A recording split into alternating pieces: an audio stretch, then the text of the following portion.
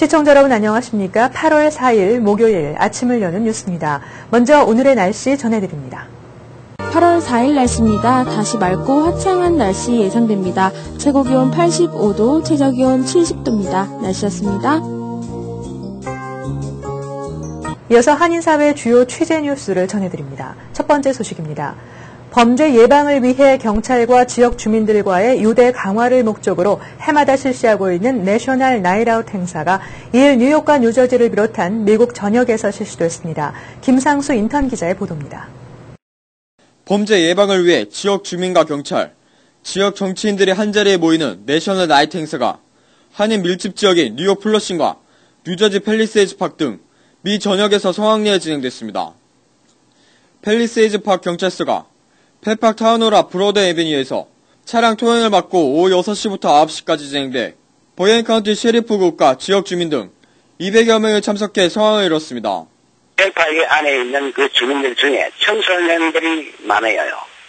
하이스쿨, 미들스쿨, 이번 대학 지역까지.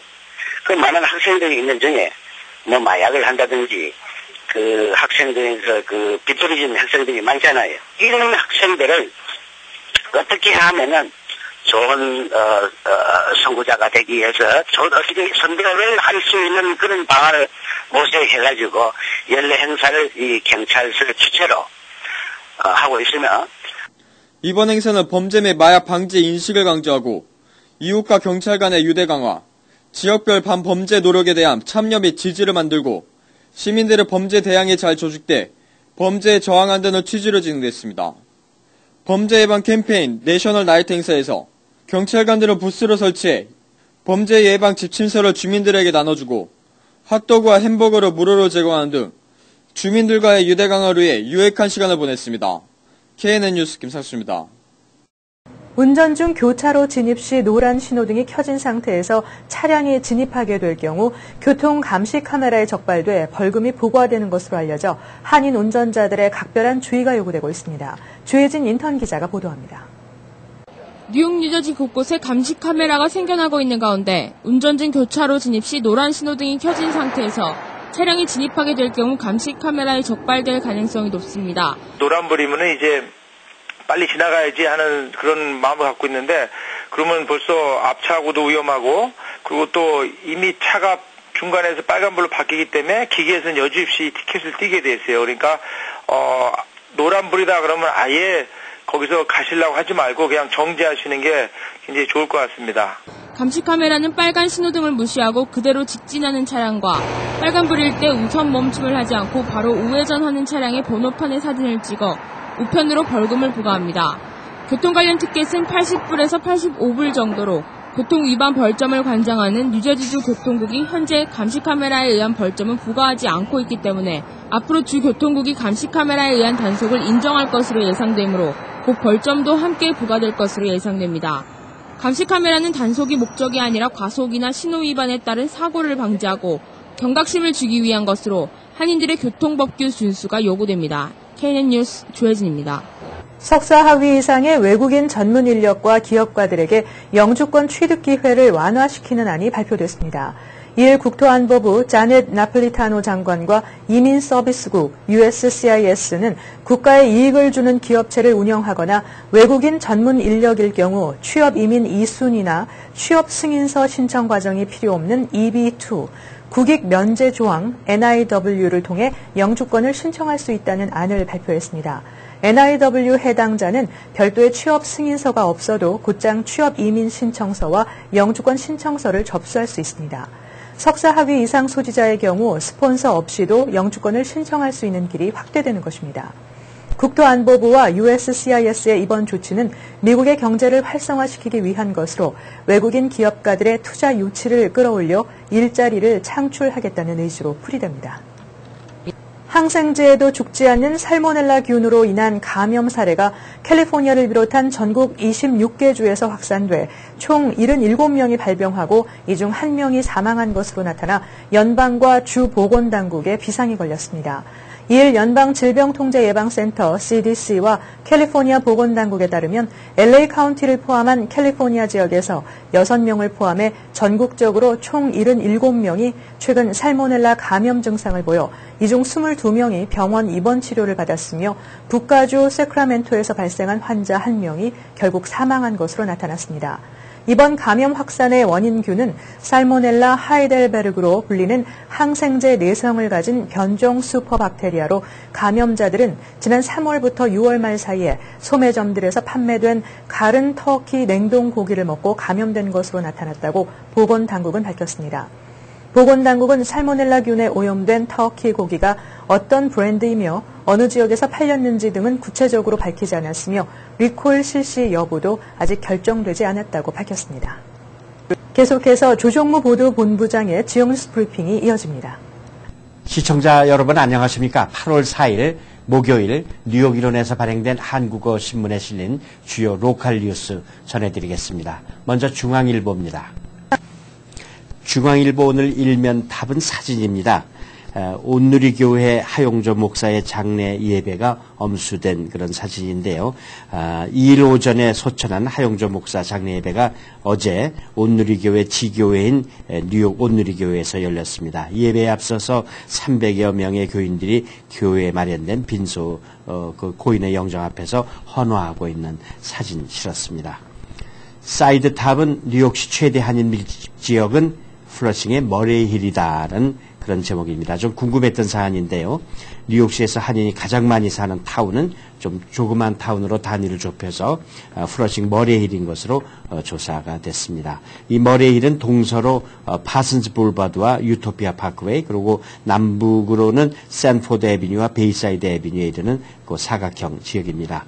시 도시계획국이 2010 센서스 결과를 토대로 발표한 세부 지역별 인구 통계에 따르면 지난해 4월 1일 현재 머레이힐의 그 한인은 1,938명을 기록했습니다. 이 지역 전체 인구 5만 1,700명의 21.1%에 해당이 되고 아시안 중에서는 13,000여 명인 중국계에 이어서 두 번째라고 합니다.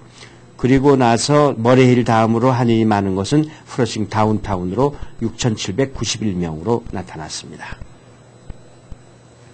다음 소식은 뉴욕 중앙일보 주최 제4회 교육박람회가 오는 9월 3일 베이사이드 퀸스 중앙장로교회에서 열리게 되는데 이 행사는 실전교육 엑스파일이라는 주제로 실질적인 정보와 대입준비 프로그램들을 제공한다고 합니다. 특히 이번 그 세미나에는 스탠퍼드 대학생으로 LPGA 투어에서 활약 중인 미셸 위성미가 특별 게스트로 나와서 목표의식을 주제로 성공 경험담을 나눠준다고 합니다. 다음 소식은 퀸스의 주상복합 건물 늘린다는 제목입니다. 퀸스 써니사이드와 우드사이드 일대 상권 개발이 활발해진다고 하는데 뉴욕시 의회는 도시계획국이 발의한 이 지역 130개 블럭의 토지용도 변경안을 최근에 승인했다고 합니다. 이에 따르면 대로변 상가지역 개발은 허용이 되고 주택가는 제한된다고 합니다. 퀸스 불바드와 그린포인트 애비뉴 그리고 로즈벨트 애비뉴 등지는 상용 건물뿐 아니라 주거용 아파트의 신축이나 증축이 허용된다고 합니다. 이에 따라서 상가 지역의 수상복합 건물 개발이 활기를 띨 것으로 보인다고 합니다. 이어서 한국일보로 가겠습니다. 한국일보 오늘 일면 박스탑입니다. 연방국무부에 따르면 최근 들어서 추첨 영주권 사기가 많이 나돈다고 하는데요.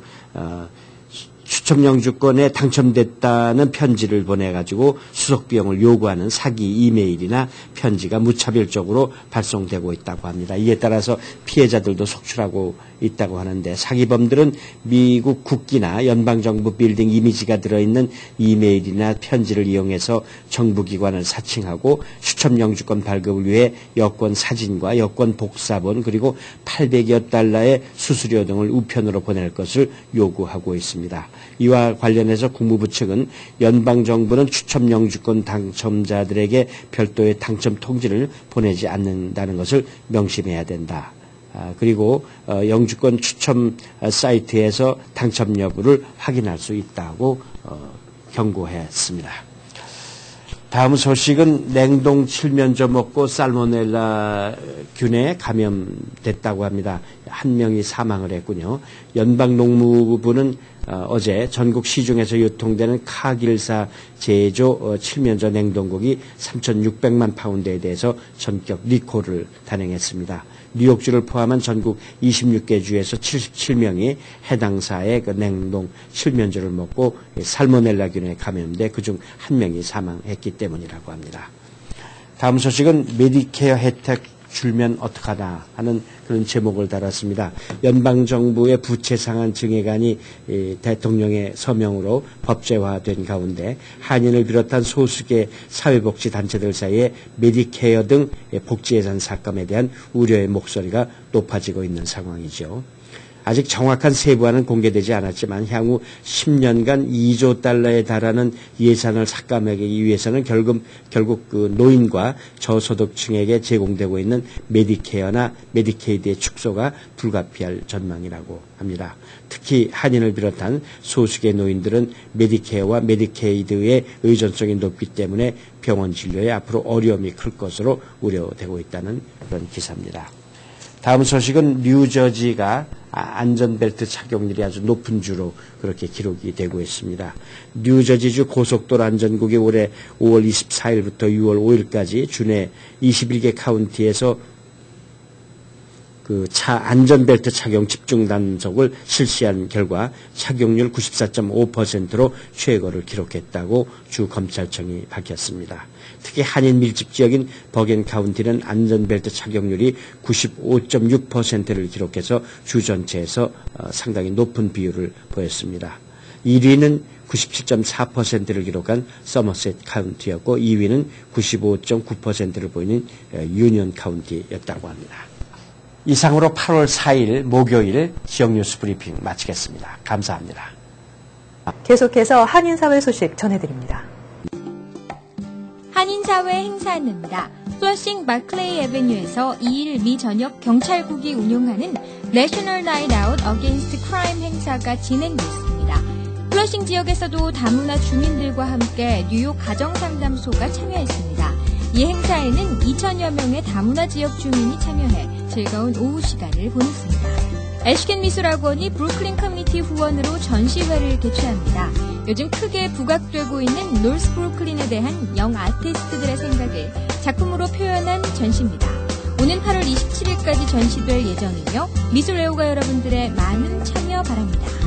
대뉴욕지구 한인의류협회가 9월 18일부터 20일까지 맨해튼 제비치 컨벤션 센터에서 열리는 트레이드쇼에 참가합니다. 의류협회 회원사 4개 업체와 영디자이너 4명의 작품 60여 점 중 한국 섬유 작품 30점을 무대에 올려 특별히 한국 섬유의 세계화 문을 여는 계기가 될 전망입니다. 그레이스 맥 뉴욕주 하원 의원과 피터 부시 의원은 뉴욕 플러싱 커뮤니티 경로센터 지원을 강구하고 있습니다. 플러싱 노던 블루바드 선상에 RKO 듀에러를 재건축해 6,000 스퀘어핏 상당을 플러싱 커뮤니티 경로센터 측에 노인들을 위한 무료 급식과 문화공간 등으로 제공하기로 했습니다. 2011 할렐루야 복음화 대회가 오는 9월 9일부터 11일까지 3일간 김남수 목사가 심우하는 뉴욕 프라미스 교회에서 세상의 빛, 생명의 빛, 예수 그리스도를 주제로 개최됩니다. 올해 강사는 포항중앙교회의 서임중 목사가 초청되며 대회 기간 동안 같은 장소에서 어린이 집회도 함께 열립니다. 또한 대회 일환으로 교회 지도자 컨퍼런스와 청소년 집회도 함께 이어질 예정입니다. 성도 여러분들의 많은 참여 바랍니다. 대뉴욕지구 한인상록회가 여행자를 모집합니다. 여행지는 세계 5대 불가사의 베트남 하롱베이며 9월 1일 출발합니다. 4박 5일간의 일정이며 회비는 $1,780입니다. 오늘의 추천 도서 긴 여름의 끝입니다. 지구촌이 수백 년 만에 처음 또는 기상관측 이래 최초라는 경악에 찬 수식어를 단 기상이변을 끊임없이 타전하고 있습니다. 전례가 없던 이상기후가 이제 일상화돼가고 있는데요. 다이앤 듀마노스크는 몇몇 사례가 앞으로 인류와 문명이 겪어야 할 운명의 전조일지도 모른다고 긴 여름의 끝에서 말하고 있습니다. 한인사회 행사 안내는 여러분과 함께하는 코너입니다. 내가 속한 작은 모임부터 비영리 단체, 봉사단체, 문화, 교육, 예술단체 등 다양한 모임의 소식을 기다리고 있습니다. 사진과 함께 방송하고자 하는 내용을 이메일 또는 팩스로 보내주시면 선별의 한인사회 행사 안내 코너를 통해 방송해드립니다. 자세한 사항은 MKTV KNN 방송 보도국으로 연락 바랍니다. 다음은 법률 정보입니다.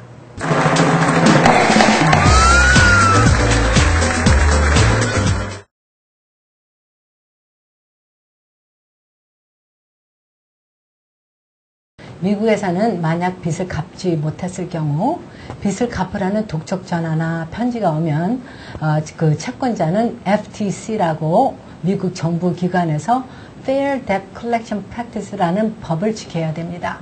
이 법은 개인이 진 빚의 다양한 종류에 들어가는 예를 따져서 자동차 대출이나 크레딧 카드, 모기지 등 개인의 생활과 관련된 빚인 경우 금액이 맞지 않거나 잘못된 결과로 빚의 산출이 과다하게 책정된 경우 그 독촉 편지를 받은 30일 안에 본인이 빚 금액 디스피트를 빚을 안 졌다는 편지에 써서 사본을 가지고 원본을 우체국에 가서 등기 우편으로 보내면 그 채권자는 독촉 전화나 편지를 삼가하고 그 빚의 증거를 채무자에게 보내야 됩니다.